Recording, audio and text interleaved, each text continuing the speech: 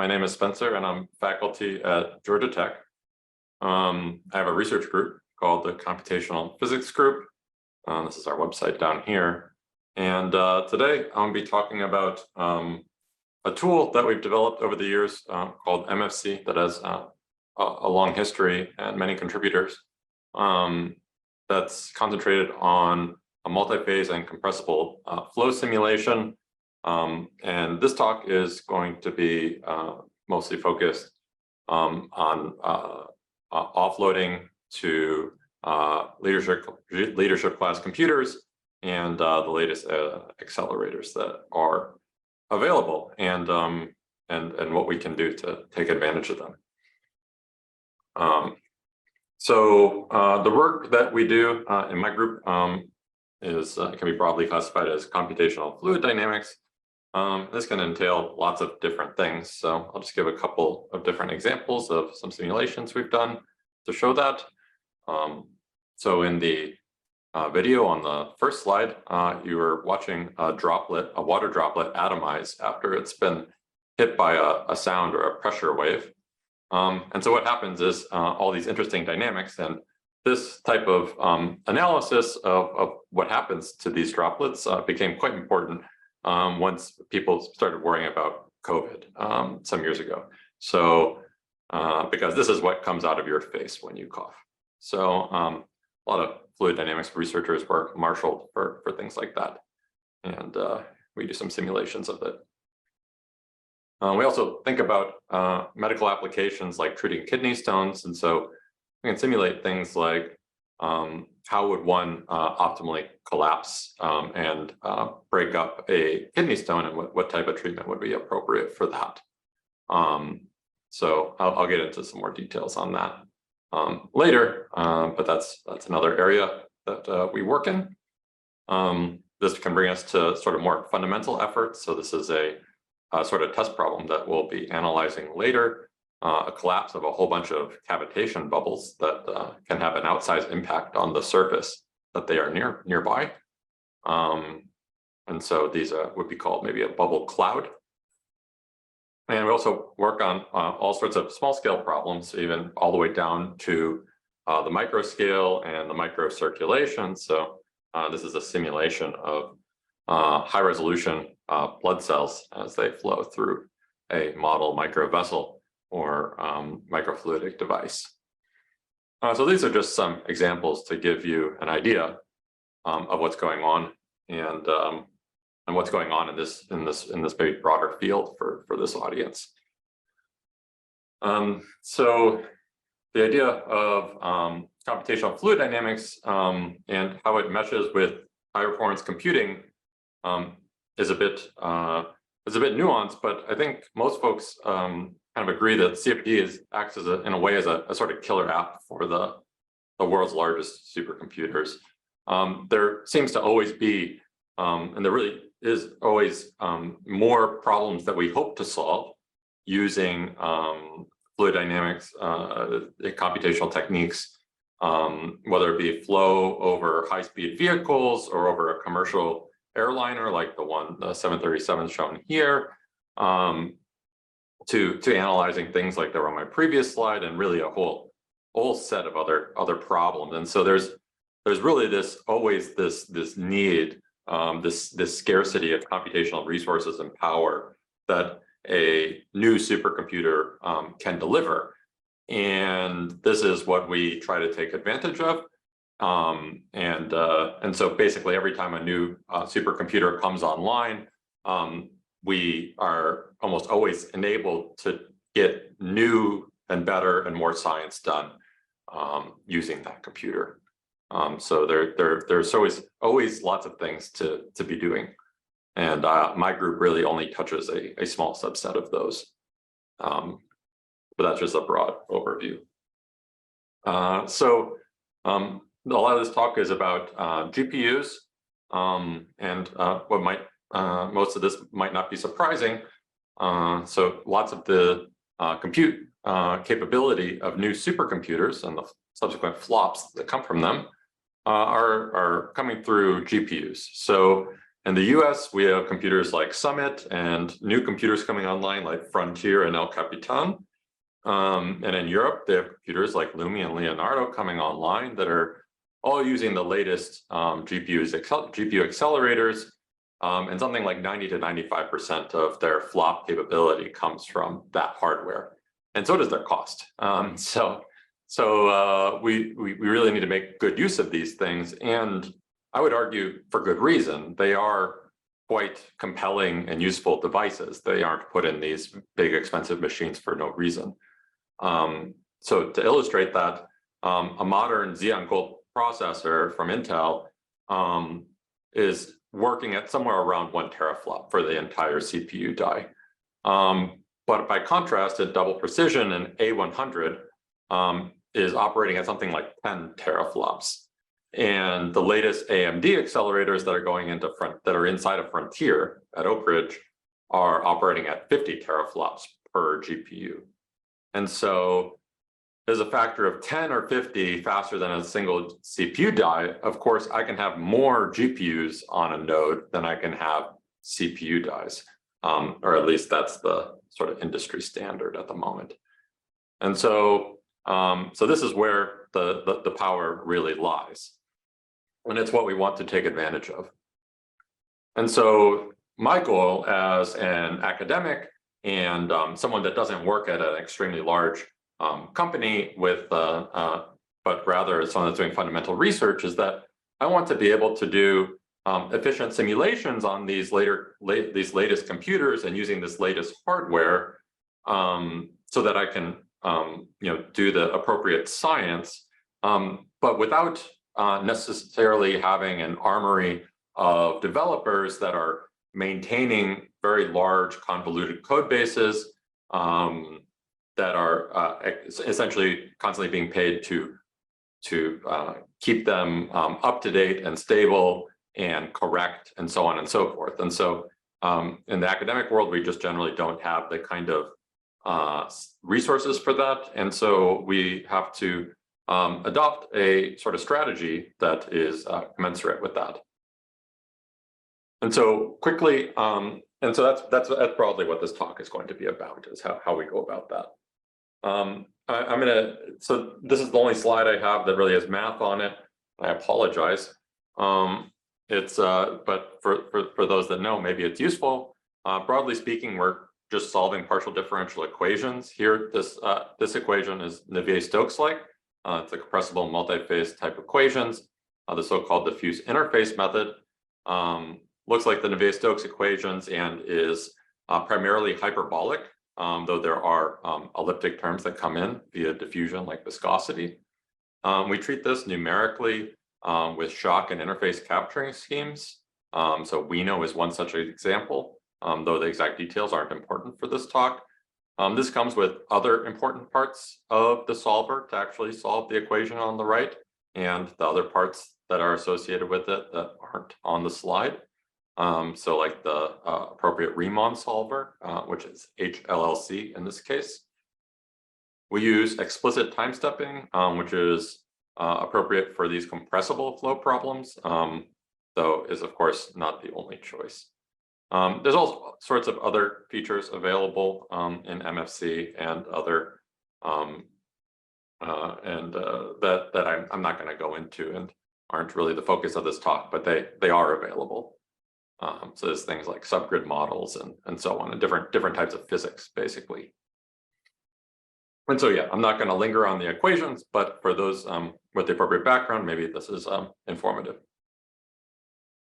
Okay, so here we get into maybe the more mission critical part here. So how do we go about this goal of being able to take advantage of these computers without having basically a large dedicated team that's doing nothing but maintaining the code, and doing so such that we get good performance out of the resources that we're afforded, like these latest accelerators. There's a few things that I think are kind of critical here. The first are abstractions, and that is really the lack of them. Some mild abstractions are often useful, but for the most part, really high-level templating and abstractions are, in a way, unnecessary for most of the scientific applications people care about. I would argue, and at least it's the case for the research that I do. I don't code things like highly dynamic things like video games or anything like that.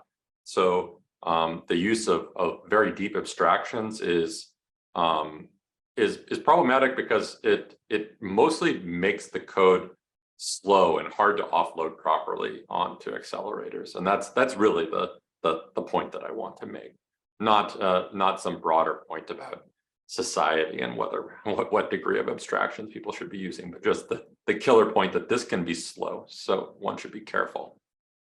The other thing is metaprogramming, and so we use a Python-based tool called Fypp that allows us to put basically Python code as a sort of preprocessor into our Fortran code base. So this allows us to sort of get a couple of advantages at once. We aren't really using high-level abstractions in any way, but at the same time, we can write condensed code bases that are fast and readable without making things complicated in a way. So for example, this exposes all sorts of optimizations to the compiler that it would otherwise not see at compile time, and it would only see at runtime. So this accounts for something like 10x speedup of our code base. And so I'll show you some examples of that. And the last thing is directives. So we take a directive-based approach, which is part of why I'm giving this talk here and not somewhere else. And we use OpenACC, though we will talk a bit about OpenMP target offload later. We use this because this gives us appropriate control when we need it. We're able to lean on the compiler, which it gets all sorts of engineering effort put into it that I could not possibly do. So I want to take as good advantage of this as I possibly can. And then 2 points that I put in square brackets here: performance and portable. And we're going to get to those in a moment. I put them in square brackets intentionally. But my broad view here is that compilers are very good. They're backed by very large teams of very smart people. And I want to use them to the full extent I possibly can. Because this offloads what would otherwise be my technical work, or the technical work of students that work in my research group and our collaborators, and offloads it onto the compiler teams who are really good at their job. And so my view is, at least for our purposes, that we want to use compilers as much as possible, and this makes directives quite attractive. The other side effect of this is that maintaining tuned backends like CUDA and HIP and SYCL backends to target different hardware results in all sorts of different things, like kernel duplication and the need for someone to maintain those backends and the technical know-how to make that happen. And this just accumulates itself in a sort of form of technical debt.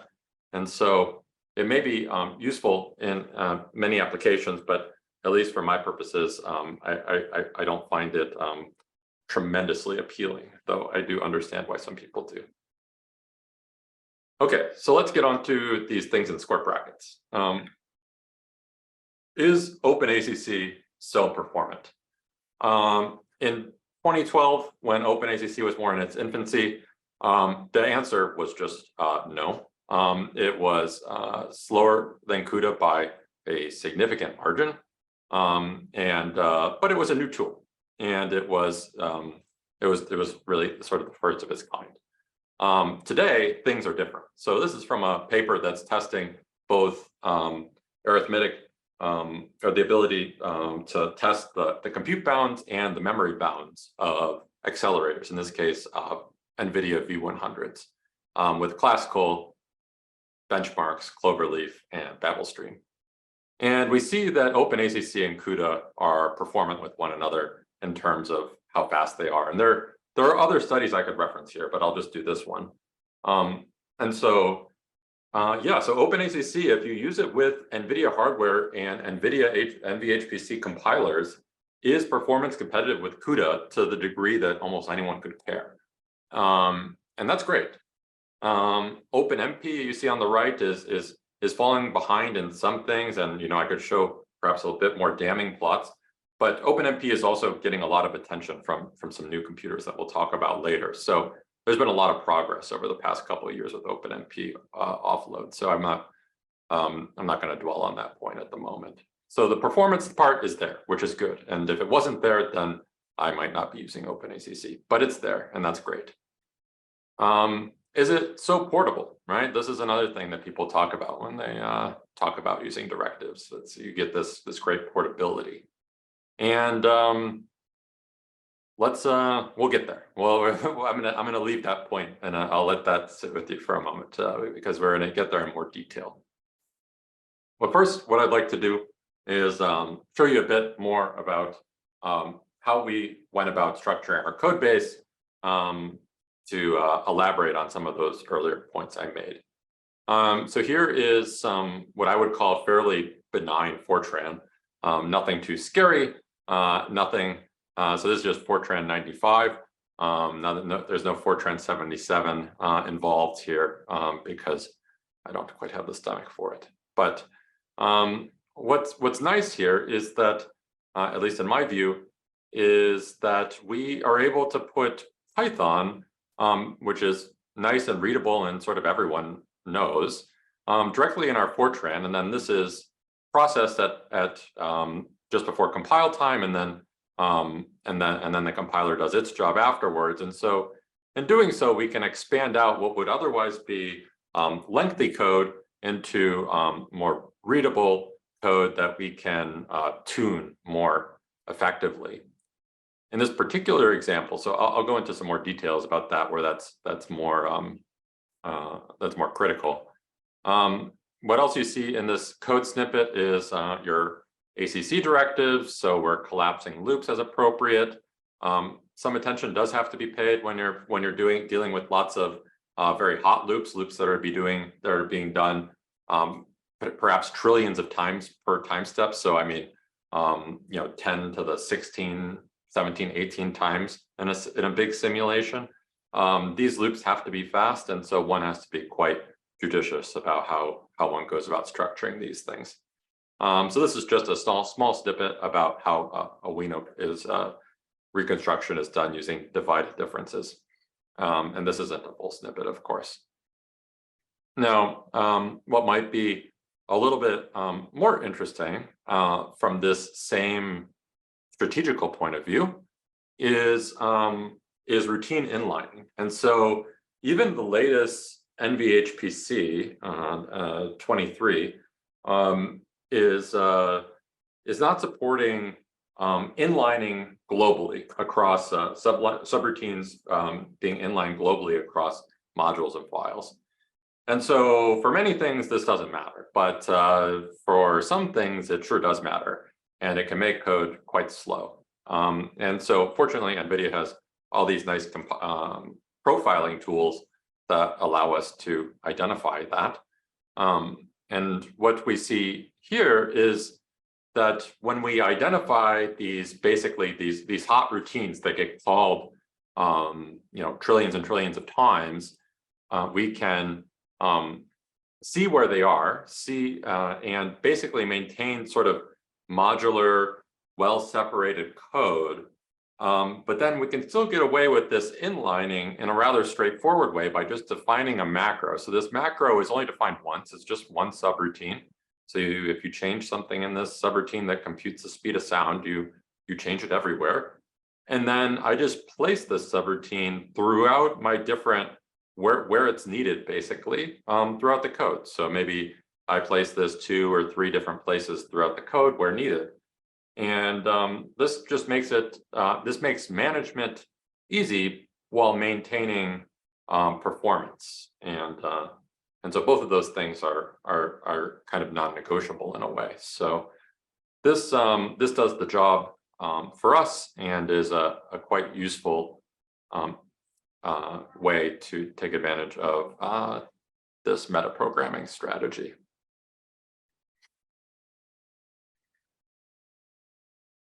Okay, so let's get into some example results. I'll just use this bubble collapse problem as an example simulation, though it's because it has all this sort of necessary numerical features in order for it to be a a viable test problem.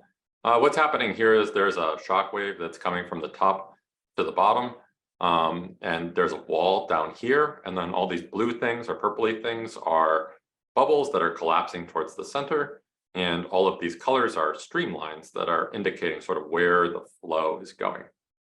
So it's just a nice picture, but at the end of the day, what we're really interested in here are what the results look like in terms of performance.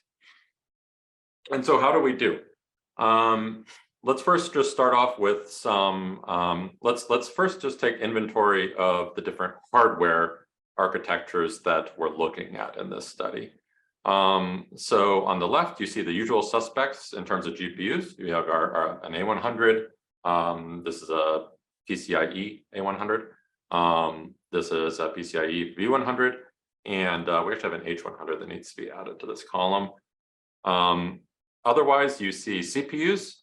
So you have your usual Intel. I think this is, I forget exactly what architecture this one is. There's a Xeon Gold processor, a modern one, and you have your Intel, IBM Power 9 processor here. We also see Ampere Ultra show up. So these are the ARM, and these blue areas are ARM processors that are becoming more and more popular. You don't just see them in Apple Silicon, but now NVIDIA is taking them up as their workhorse. They were also in the #1 supercomputer of the world, Fugaku, for a long time with the A64FX from Fujitsu. This is the Thunder TX2. But yeah, this Ampere chip is a bit of an interesting one, yeah, because it's the one that NVIDIA took up as its ARM HPC development kits, as a way of sort of testing whether applications are sort of ready or not. And we have an application, a publication about that down here. For different types of applications, can these ARM processors sort of keep up in the appropriate way when they're paired with different GPUs? So that's the hardware inventory at the bottom. And if we look at the top, what we see is different wall clock times for a different abbreviated simulation. And so shorter is better. Shorter simulations are better.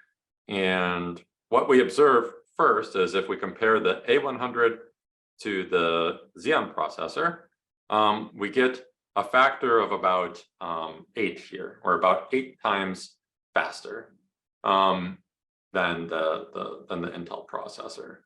And this is very near the 10x compute capability factor that we saw in several slides ago on one of my introductory slides, that an A100 holds about 10 teraflops of performance with double precision, and a Xeon processor is somewhere around 1 teraflop. So those numbers are consistent, and that's good. And we're achieving about 50% of peak flops on the GPU devices.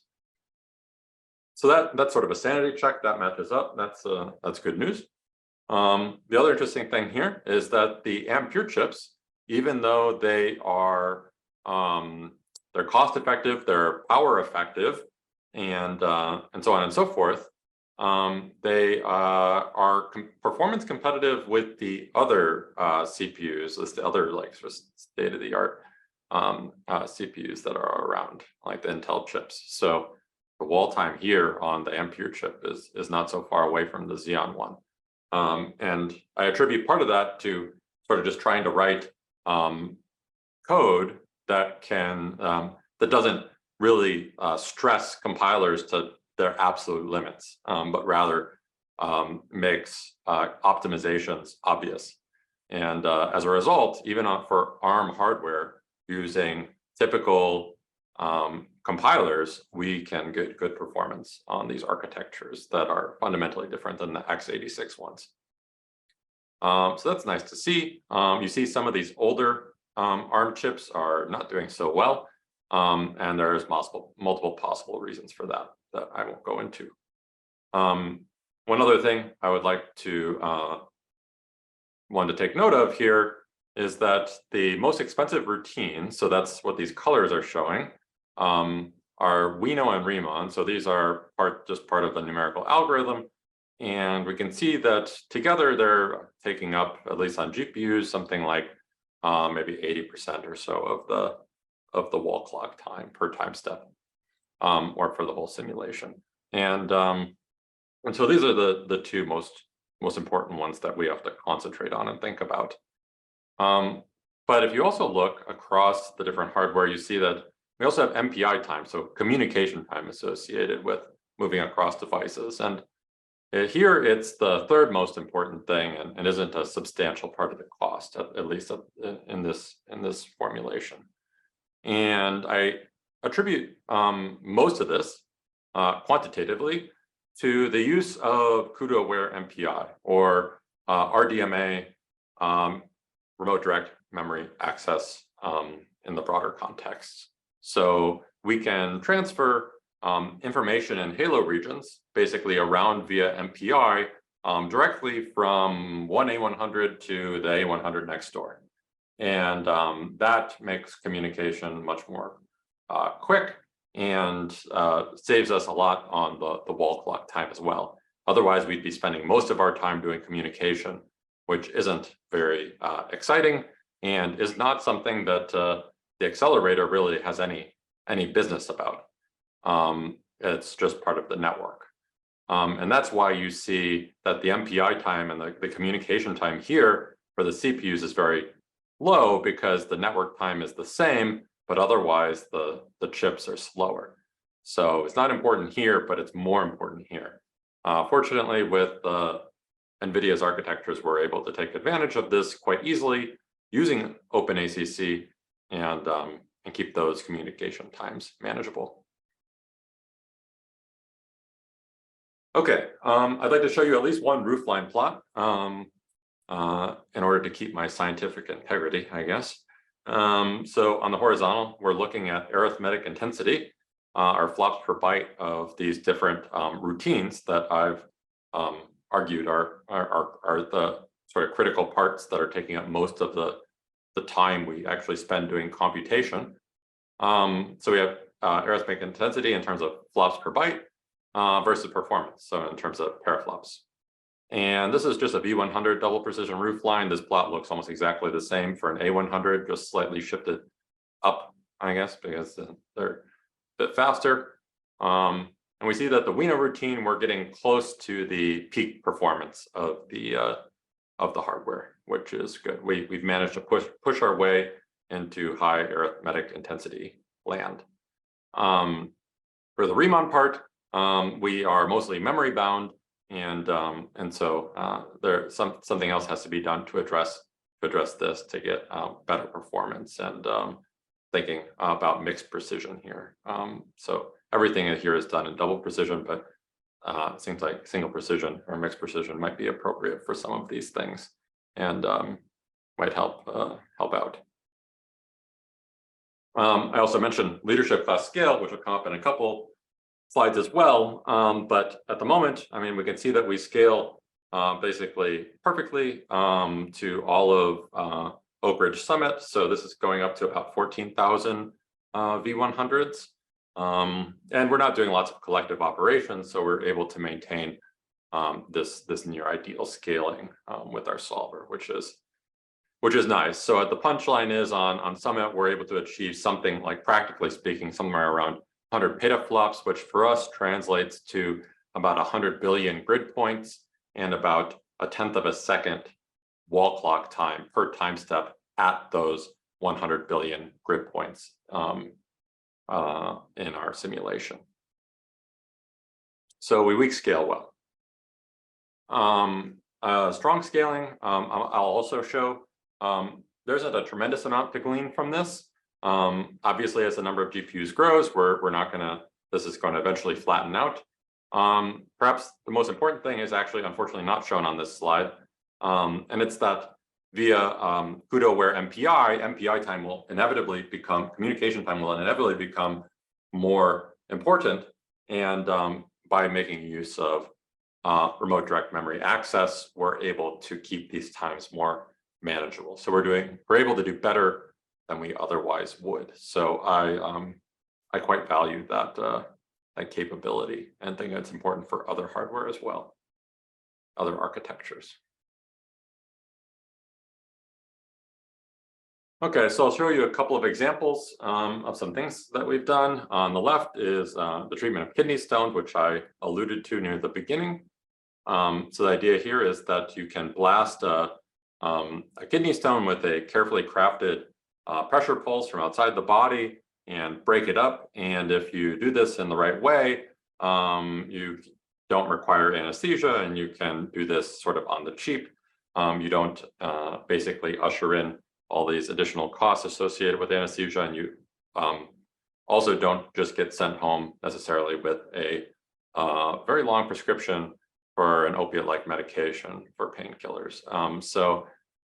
These types of models and simulations are quite useful for crafting these types of therapies, and now this is well out of anything that out of anything I'm touching these days, but and is more in the hands of proper researchers doing medical research.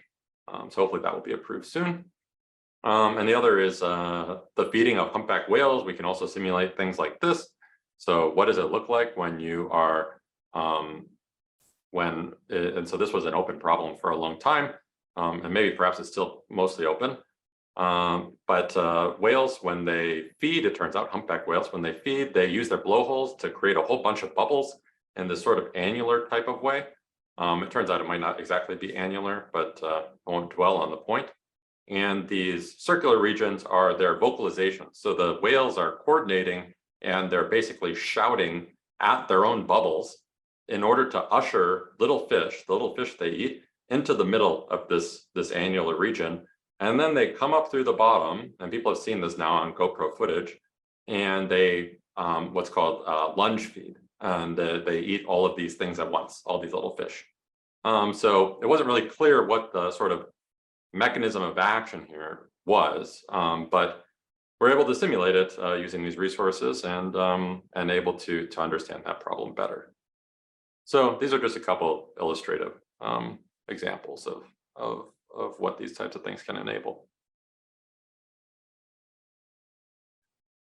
I'll quickly talk about some non-OpenACC things. So, of course, we're interested in maintaining correctness, performance, and our documentation. For correctness, we maintain an automatic test generator that goes through and basically crafts a bunch of integration tests that go through and touch all the different code features. This is done in a sort of automated way. So there's just an external Python tool chain basically that does this, and via CI, these tests are done at every commit to make sure that things remain correct. We're also worried about performance, and so this is something I'm particularly persnickety about, because you can just be refactoring some code and doing something that's seemingly safe, and but then unexpectedly result in a large slowdown because it turns out that you triggered something in the wrong loop order or something like this. And on GPUs, this can be kind of hard to anticipate ahead of time, or at least it doesn't always come. It isn't always immediately obvious. And so we do lots of benchmarking all the time to make sure that we don't have this happening, because otherwise it's just hard to know ahead of time. And the other thing is all our documentation, we keep it all in one place in the code base and in the GitHub repositories, so that everything can basically be deployed at once to the website and so on, so that basically there's less friction here in terms of deploying our documentation, which encourages people to write more documentation and makes it a bit less painful for everybody. One last thing I'd like to mention is that with GPU hardware becoming more and more important and sort of critical to what I'm talking about, when you do CI, continuous integration, if you're just running this on your GitHub or GitLab or whatever, your runners aren't going to accommodate all these GPUs that you may want to be testing on, either just for correctness or for their performance. And so what we've opted for, so one thing you could do is just try to use cloud providers, but if you have lots of commits, this can become tremendously expensive. So not so interested in that, but we actually just host our own self-hosted GitHub runners on different computers that we use, and we deploy that to GitHub Actions, and maintain correctness across different compilers and different GPU hardware that way. But it would be nice if there was a smoother way to do this, but that's the solution we've settled on. Okay, so back to portability. I said I would get to it, and I think this is rather exciting and where there's lots of room for different exciting things to happen. So Coral 2, right? So these are the set of supercomputers that the US ushered in. I don't know, they started in 2018 or so in order to usher in the exascale era. And so they commissioned 3 machines. Oak Ridge Frontier, which is based on the AMD MI200 series of GPUs. Lawrence Livermore El Capitan, which is going to be based on the MI300 series of GPUs. You can see this is the power station that they're currently developing so that they can power the thing, because it does not exist yet. And that's okay, it's expected in a year or two. And so that'll be the next generation of accelerator. And the third one is Argonne National Labs Aurora. So they already have an early readiness system called Sunspot available, and this is based on Intel's Ponte Vecchio GPU architecture. So I believe it has an official name now, not a code name, but it will always be Ponte Vecchio to me. And so the one thing we notice immediately is that none of these things say NVIDIA, which is a little distressing, at least at first blush, because we got all nice and comfortable with that. And now things are different. All our really big exascale machines, I mean, we're looking at 1.2 exaflops, I think, on Frontier, and these are going to be pushing two exaflops on these machines in double precision. So how are we going to use these things? So this is where we're really, it's time to be portable. If there was ever a time for OpenACC to be portable, it's now. And so what's the status of that? And there's one thing I think that we should really note here, and it's that all of these machines are in part built and commissioned by HPE, formerly Cray. And that may not seem so important, but it is a bit important because HPE also commissions their own compilers, the Cray compilers, for a long time. And so that will end up being helpful, as opposed to these were commissioned by, I don't know, Dell or something that doesn't maintain their own compilers. So what does it look like to try to run on one of these machines using OpenACC right now in the way that I've described to you? So right now we're working on Oak Ridge Crusher, which is the Frontier early readiness system, though you can run on Frontier now. And the current status of that looks like the following. Using OpenACC on AMD 200 series GPUs with the latest compilers that support it. So NVIDIA compilers don't support this naturally. GNU, where are you? So GNU is at version 13 now, and its support of OpenACC, even a lot of the older older part of the spec is rather spotty. There are lots of bugs, and that's okay. But it's all open source. So if you file a bug report via Bugzilla, someone may get to it, but it's not clear if that will happen soon or not. On the plus side, it is an open compiler, and I do have high hopes for it. But with everything coming along with HPE, this also means that Cray has a big stake in the game. The Cray CCE compilers are currently at version 15, and their support for OpenACC is also a bit spotty, perhaps a little bit more reliable than GNU at the moment, but they have a lot of effort going into this. And so the fixes that come with the bugs are a bit faster but these compilers are proprietary. So, and they can also only be put on HPE Cray blades. So that means that if you're intending to use AMD GPUs and OpenACC on a workstation or a server in your lab, you are either going to have to buy a Cray blade, and you're gonna have to buy a license that's rather expensive to use it. So that's just something to keep in mind. While this is proprietary, one thing worth noticing is that Oak Ridge does host office hours that are extremely useful. They have lots of very smart people that are there and trying to help and put out the fires and fix a lot of these compiler bugs. But there are a lot. Myself and my students have been doing a lot of work in this area, and we are filing lots of compiler bugs and yeah, waiting for them to get resolved. So one takes this route with this hardware right now, you are likely to run into some of these things.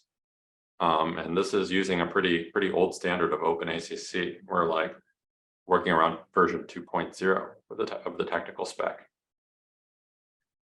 I should note that at least formally, these systems that I'm talking about, the Coral 2 systems, are talking more about OpenMP target offload and perhaps pushing people a bit in that direction. And so OpenMP has been advancing a lot in recent years. But I should also mention that GNU and Cray are both using shared kernel generators, as far as I can tell. So if you have a bug in OpenMP target OpenACC, it's probably shared with OpenMP target offload. At the end of the day, they're not entirely different. And so they use these shared kernel generators and they share bugs a lot of the time. So that means that if you're using OpenACC and you run into a bug, you may not be able to fix it by just switching to OpenMP. But maybe you can. It just depends. I give a lot of credit to Oak Ridge for and the people that are supporting Frontier and developing it. As they're adding all of this new support, they are documenting their workarounds for the new hardware. And when there are workarounds exist around compiler bugs or other bugs, they are putting them even just in the documentation, so you too can use them. So that is very handy.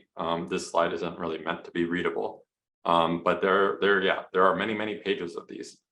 So that's good to know. And if you talk with the compiler folks, there are lots of possible workarounds that may get around some problems you have. And we've seen this a lot with data movement with OpenACC. And one nice thing about the strategy we've adopted, perhaps kind of accidentally, an accidental advantage, is that we're able to nicely accommodate these kind of complicated and opaque workarounds. If you have 100,000, 200, 300, 400,000 lines of code, and you want to change all of your data movement, you can spend a long time doing that and make your code base twice as large and hard to read. But with macros set up via FYPP, we can, in a really compact way,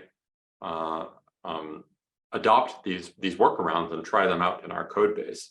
And so that keeps things kind of all in one place, and following sort of the dry principle. We're not repeating ourselves here. We kind of isolate the workaround to one part of a macro, and we just usher it in throughout the code. So this doesn't fix all your problems, but if a workaround is available or suggested, even for a large code base, this type of thing does help, or at least has helped us. Okay, so I'm just about done here.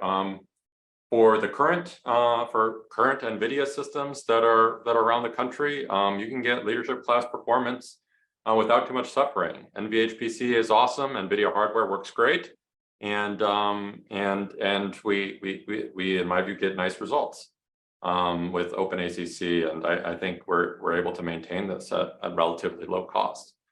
But for non-NVIDIA hardware that's emerging, there's a lot that's needed in many different ways, in many ways that I did not talk about at all in this talk. Whether it comes down to the compilers from Cray and GNU and whoever else, what other compilers want to pick up support for directive offloading, or the hardware itself, and like the vendors like AMD and Intel, better support is needed. And right now, there's a lot of help that's required. So with that, I will finish. It's a very exciting time, and this project has been the beneficiary of help from many collaborators and great scientists.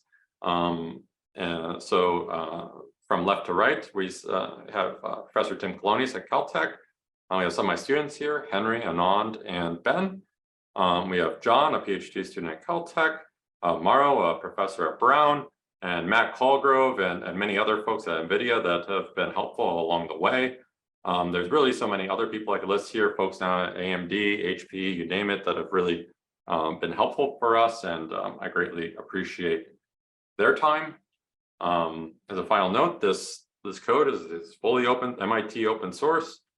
Feel free to have a look, ask questions, whatever you like, and we have a Slack channel, and it's fun. So yeah, with that, this is my last slide. So I'm happy to take your questions or comments, concerns, and yeah, thank you.